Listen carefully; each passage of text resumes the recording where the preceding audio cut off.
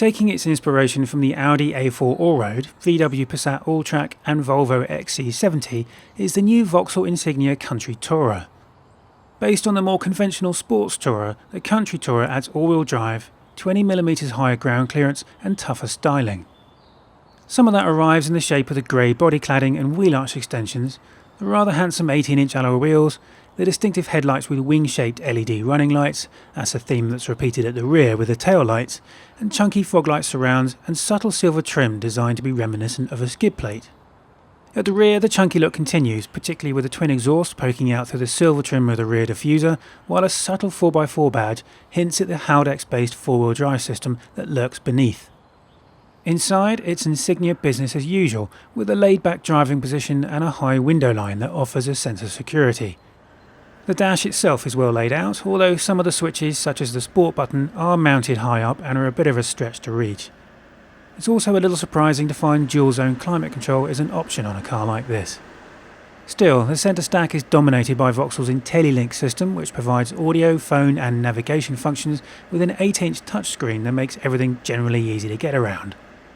If you don't like jabbing a sticky finger at the display, you can instead use the touchpad controller mounted down by the gear lever to swipe your way through the menus, and you can even use the pad to draw letters when entering addresses, although we found that somewhat laborious.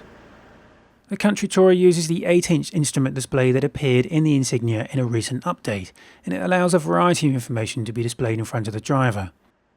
There's a choice of 2 styles too, based on whether or not you're in sport mode.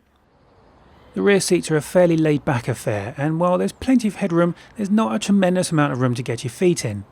Once you're in though, it's pretty comfortable back here, and you get your own charging point, armrest and cup holders to keep you amused.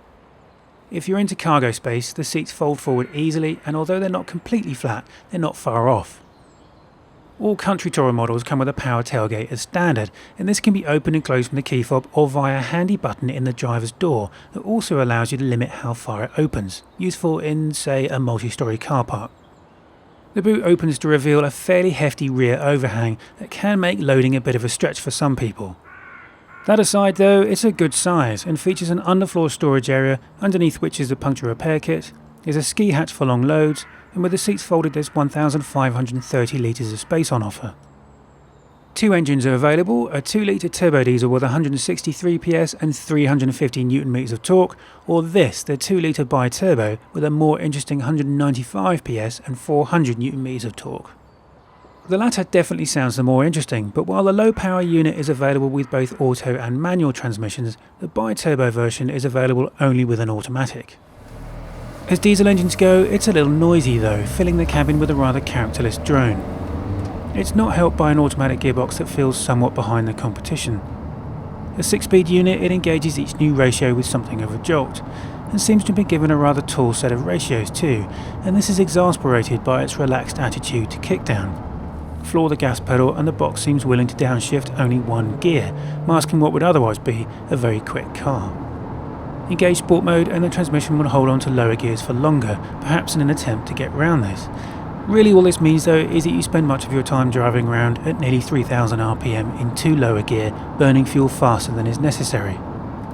If you want to press on then, it's best to use the Tiptronic function of the gear lever. Slide it across to the manual position and then change gear yourself by pushing the lever forwards and backwards. It's a shame the Autobox lets the side down because the chassis that underpins the Insignia is nicely sorted, with a nicely pliant ride and a surprising ability to filter out even large surface imperfections. That doesn't mean it wallows about. In fact, body roll is very well controlled, especially when you consider the Country Tourer is 20mm further away from the ground than the regular touring models. That modest increase in ground clearance isn't necessarily an invitation to head out off-roading though. Realistically, it's more a practical safety net to keep you out and about in adverse weather conditions, with the system defaulting to largely front-wheel drive in normal use, but with a centre differential that can send up to 95% of engine torque to the rear wheels as necessary. Despite the added 4x4 ability, it's likely the Insignia will spend most of its time trudging up and down the motorways, and that's no bad thing because that's where the Insignia shines, with comfortable seats, a well-composed ride, and wind and road noise that are both well kept in check. Economy is respectable too. While the government figures claim 42.8 mpg for our BiTurbo model, we averaged around 33 mpg in everyday driving, while a day spent on the UK's motorway network notched up a figure just under 41 mpg.